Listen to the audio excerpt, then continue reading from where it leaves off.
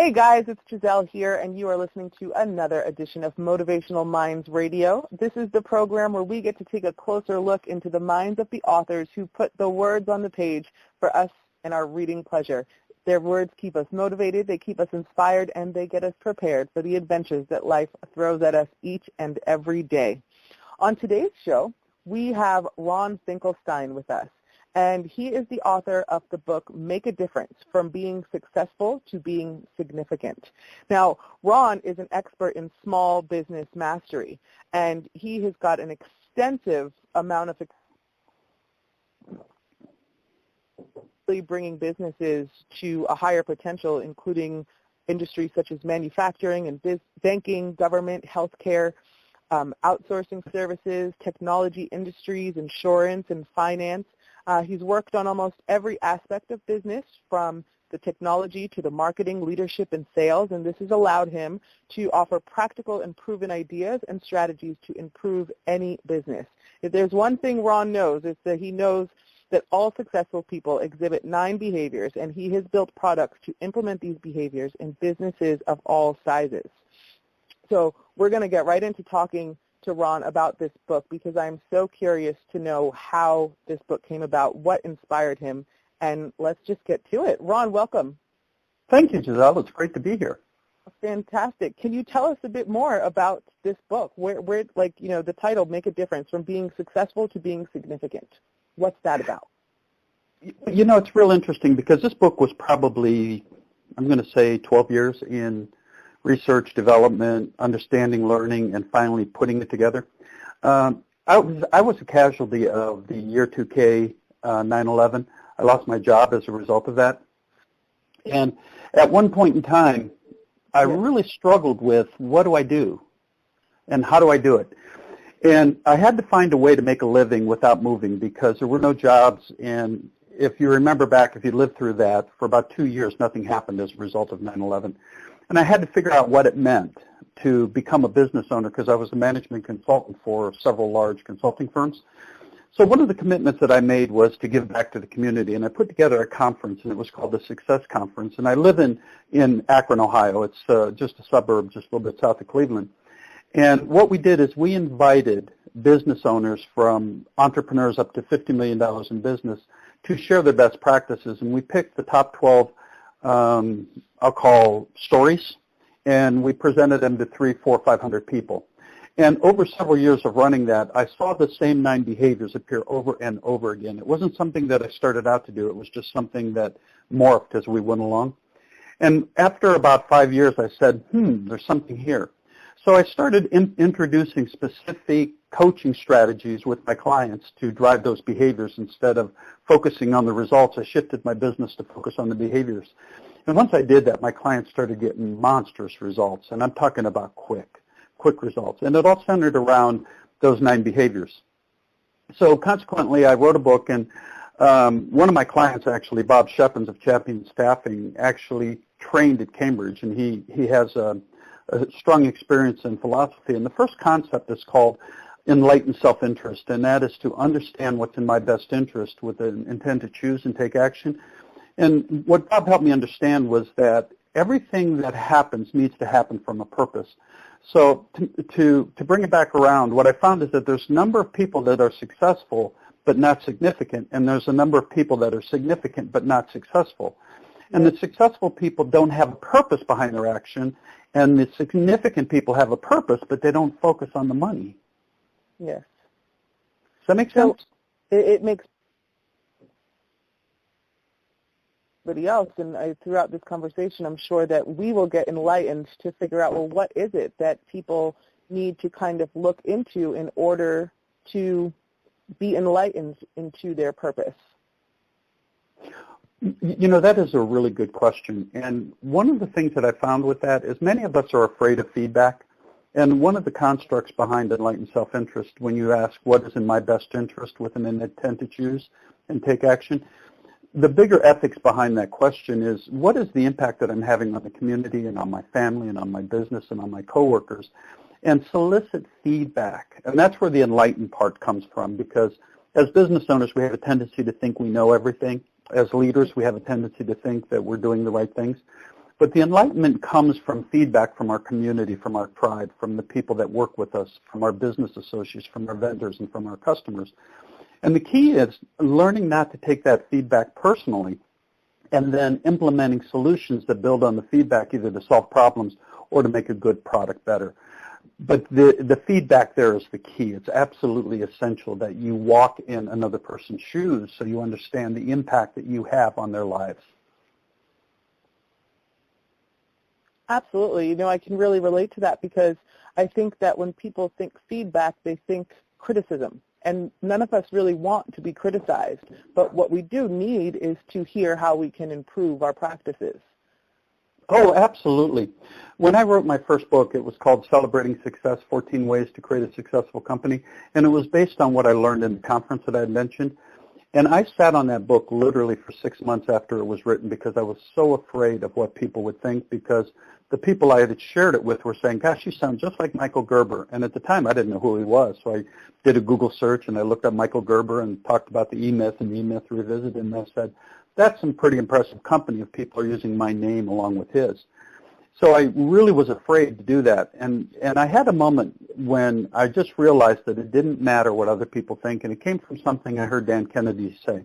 He goes, 50% of the people are going to love you, 50% of the people are going to hate you.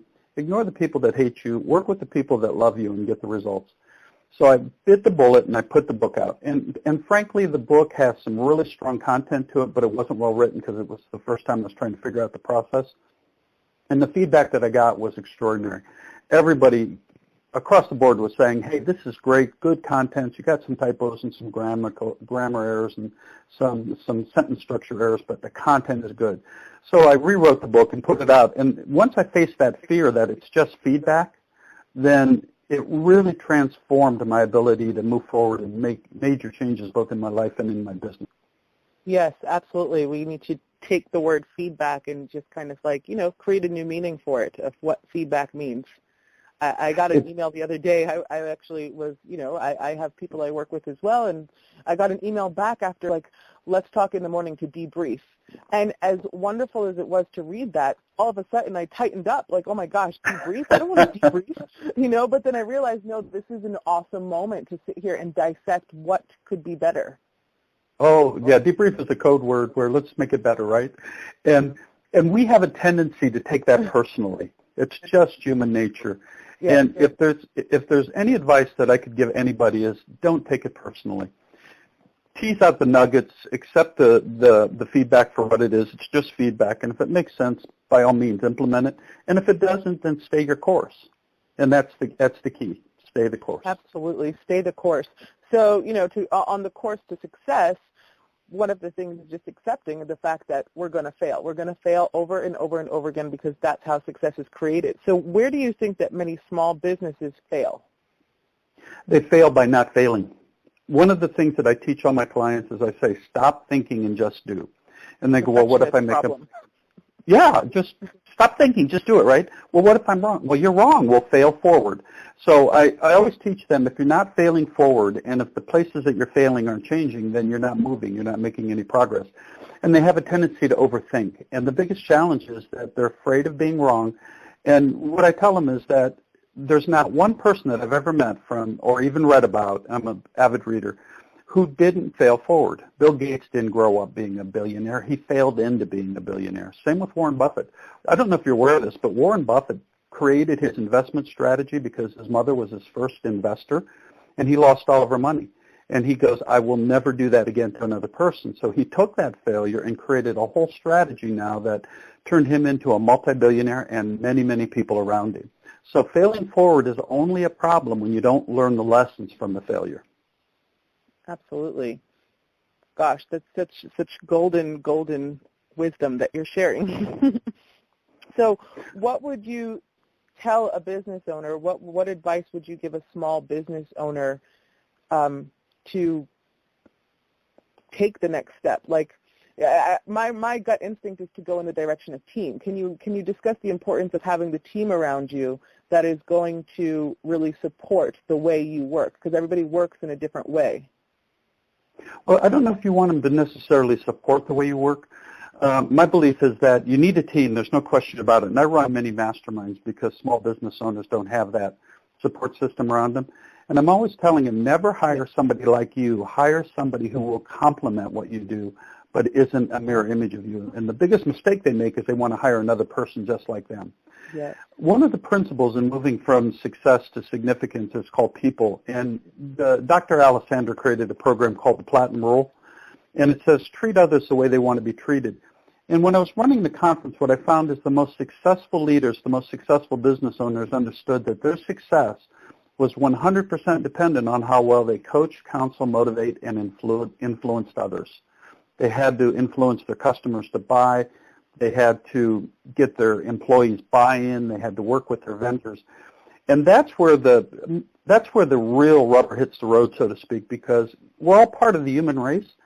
And most of us assume because we're part of the human race that we don't need training in relationship strategies and in leadership skills and becoming better motivators and peoples of influence. And that's where we're wrong. It's an ongoing life skill that can only improve over and over and over again. So I would say one of the biggest challenges that I see is that small business owners put personal improvement at the low end of the priority list, when the only thing that you can truly change and have control over is what goes in your mind, through your mind, and what comes back out your mouth. Ooh, what goes in your mind, through your mind, and what comes out your mouth. So can I just add our ears in there, because you know the good old phrase that we've been giving 2 ears and 1 mouth to use them accordingly. So that means that we also need to listen more. Oh, absolutely. Again, that feedback, that listening to your peers, your surrounding environment, your friends and your family, digesting it, and then deciding whether or not it makes sense to take action on it. Wow, fantastic, Ron. So let's talk about some business issues. What are the top business issues that business owners are dealing with today? Well, there was a study done, and unfortunately I don't have it in front of me, but it was done by Grant Thornton, and what they found was that all businesses deal with the same 10 issues. They never change. What changes is the order in which the 10 issues surface. So when the economy gets bad, it's about customer service, customer retention, growing sales, growing customers. When the economy's good, it's about finding the right employees, raising money, expansion issues. But if we carry that and we move it to the personal side of business ownership and we look at the people side, or the person who runs the business, it's real interesting because there's 2 things that surface consistently time and time again that are problems. One is that they're overly optimistic. They have a tendency to think that they're going to hit their numbers sooner and faster and smarter than anybody else. And they're not really receptive, or they don't have the business background or the experience to question their numbers, question their assumptions, and question whether or not the business plan they put in place is in fact something that can be achieved. The second biggest issue that I see is that business owners like to ignore problems. Somewhere along the line, they found out that if you make enough money, the problems aren't really problems. They don't become issues as long as enough money is coming in. And they have a tendency to either ignore them, they have a tendency to not pay attention to them, or if they see them, they won't do anything about them, because as the leader of a company, I should know how to fix this. And if I don't know how to fix it, they take it as a personal failure. And then the last thing that I see is most of them don't know how to do sales and marketing. Marketing is a skill. It's human behavior, and sales is human behavior. And if you're trying to influence and motivate people to buy your product and service, you really need to understand the human dynamics on how to create those relationships and how to present your product and the service in a way that the other person is more likely to hear, understand, and act upon. So those are primarily the 3 issues that I see. Great. Let's go into, I want to talk a bit more about the problems and the sales and the marketing, because problems, I think, leads back to the whole concept of being enlightened, because I am a firm believer in positive thinking and everything that comes along with that, but at the same time, until you bring light to the problem, it can't be fixed, Oh, beautiful. So what can business owners do to, how can business owners start really looking at the problems? Like, the 20 that and start making better solutions. I'm sorry, you broke up a little bit, Jeselle. Could you restate your... No worries. What I was talking about is like the 20-80 rule. Like, instead of focusing so much on the problems, focus on the solutions. How can businesses use that to really figure out what they can do to take their companies to the next level? You know, that's a great question, and I do a lot of problem solving with companies. And here's what I found. Most people want to solve a problem, and we all need to solve problems, but what they don't do is they don't paint the desired outcome that they want. So consequently, they're solving a problem, and they're putting an intervention in place that may not fix the problem, but they're making a change. If we go back to enlightened self-interest and say we apply that to a business problem, let's say sales, then what we need to do is think like an enlightened business owner. Yes. Absolutely, and create options, right? You've got to have multiple ways of getting to the end point. Well, I don't know that we need to create multiple ways, but we need to have our plan A, B, and C. Somebody once told me that decisions never change, but plans do. And that's part of the problem. When our plans don't work out, people lose their commitment to the decision instead of looking at the alternative plan A, B, and C, because the best plan is not your plan A, it's not your plan B, it's the plan that works. Oh my gosh, that's fantastic. It's not your plan A, it's not your plan B, it's the plan that works. So people, business owners out there, and even if you're not a business owner, whoever you are, whatever your plan is, just find a plan that works. Wow. Mm-hmm. That's fantastic. Fail forward into it. So, you know, with the economy the way it is, it's been pretty much, you know, put out there that entrepreneurship and starting businesses is kind of the way of the future. What kind of people are starting businesses today? You know, the largest class, I guess is the best way to describe it, are people that are 50 and over.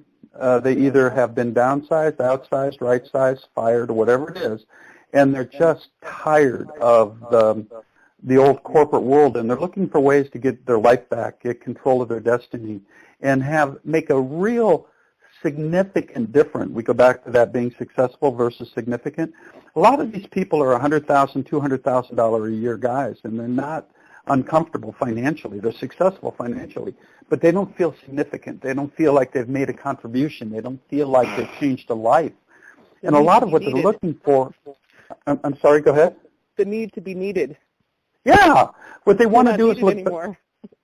Well, it's more than the need to be needed. For me, it's the need to leave a legacy, knowing that my time on this earth was spent and had some value to somebody, and that I touched somebody in a way that if I weren't here, their life wouldn't be different if I wasn't here.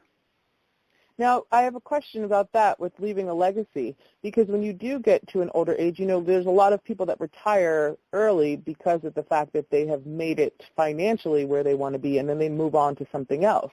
So, in a way, their legacy has been left. How would you encourage people to maybe recognize that their legacy is there and that they've done enough and that now they can just continue doing more things? How would you encourage someone to really understand that? You know, that's a great question. And a few years ago, I'm going to share a personal story. I love to sit out on my deck and watch the stars at night. And unfortunately, I don't get to do that much, and it's mostly because of light pollution and just stuff, right? But I remember, and this was about 10 years ago, I was sitting on my deck, and I was looking at the stars, and it was just beautiful. And I had a very spiritual moment where I literally was transported to the end of the universe, where I was going past planets and solar systems and galaxies, and I looked and I said, wow, how can I make a difference, right? And then I watched these dance form in front of me. It was just an incredible dance. And I felt total despair because there was just no way that I could make a difference. And at that moment, one little piece of space junk actually fell out of the dance. And the whole dance changed to cover that hole that was there. And I went from total despair to total elation because I realized just by the fact that I'm here, the very fabric of the universe is different. If I wasn't here, whose lives wouldn't be different? I guess a better way to say that is that if I wasn't here, who would be my children's parents?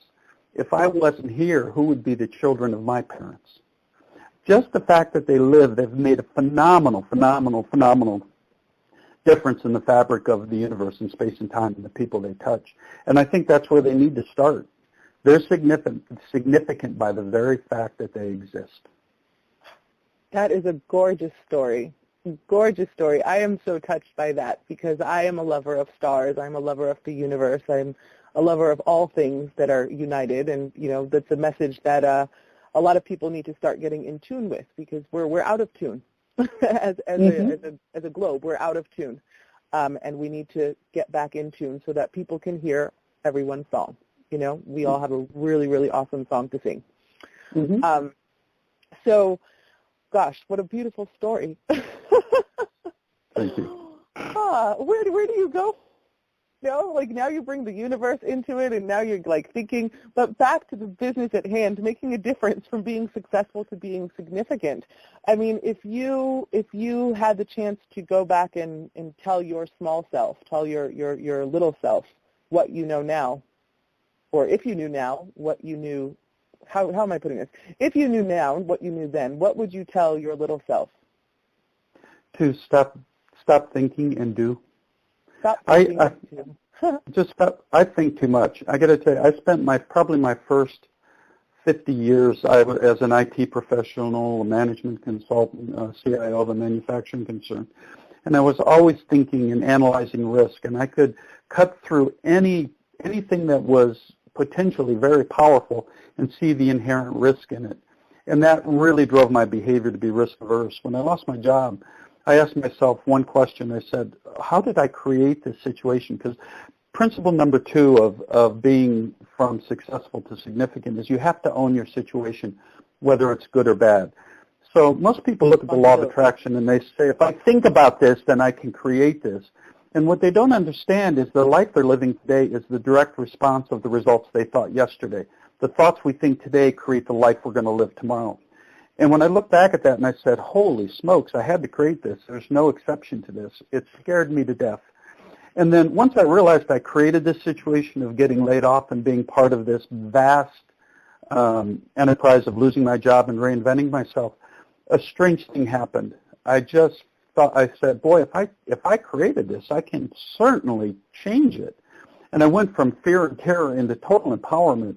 And if somebody would have told me 15 years ago that I would be an international author, I've written 6 books and do a lot of sales training and public speaking and would be having an interview with you, it was so far out of the realm of anything that I thought about, I would have laughed at them. It would have just been preposterous. So it's just stop thinking and do. Exactly. You know, laughing is funny because at the end of the day, like, what is that phrase? It's like, who has the last laugh? Whatever. All I know is that it heals all things and everything is really funny. Yeah, you've got to keep a good sense of humor. That's key. That's essential. Yeah. Really quickly before we go, you mentioned reinvent, and reinvention is so important in anybody's lives. I mean, you know, I'm an avid hip-hop fan and specifically a music fan, and when I think about reinvention, the first person I think of is Madonna. You know, Madonna has been reinventing herself her entire career, and she's still as bad as she was when she first started. What can you say to business owners about the importance of reinvention? Well, the key with Madonna is that, and I'm not a big music fan. My favorites are Frank Sinatra and Sammy Davis and Harry Chapin, the more traditional. Yeah, more classic. But the thing about reinvention is that if you're in touch with the pulse of the community and the people that you serve, that feedback tells you when it's time to reinvent. That's all she was doing was listening to what her audience was saying. So here's what's interesting. A lot of people fear change. And they fear change because it's not a routine. It's not measurable, repeatable, and predictable. So they avoid it. What they don't understand is the change process itself is very measurable, repeatable, and predictable. And changes the world is going to change anyway, so you might as well embrace it and reinvent yourself as the world reinvents, because if you don't, you're just going to be miserable. Absolutely. We have an inherent need to grow, to prosper, to become stronger, to achieve and create. And that's where I believe that pain comes from, when we don't honor that. Yes. Guys, you know that we can have this conversation probably for hours, but unfortunately, our time is up. So, Ron Finklestein, it has been a pleasure to speak to you. His book is Make a Difference, From Being Successful to Being Significant. It can be found at Amazon.com, at BarnesandNobles.com, and you can also find him at RonFinklestein.com. I'm going to spell that out, and we'll also put that information on the site. It's RonFinklestein.com. And you can reach him at ron@businessgrowthexperience.com. been an honor, a pleasure, and a starlighty night to really have this conversation with you, and I look forward to having plenty more with you. Thank you so much for being with us tonight.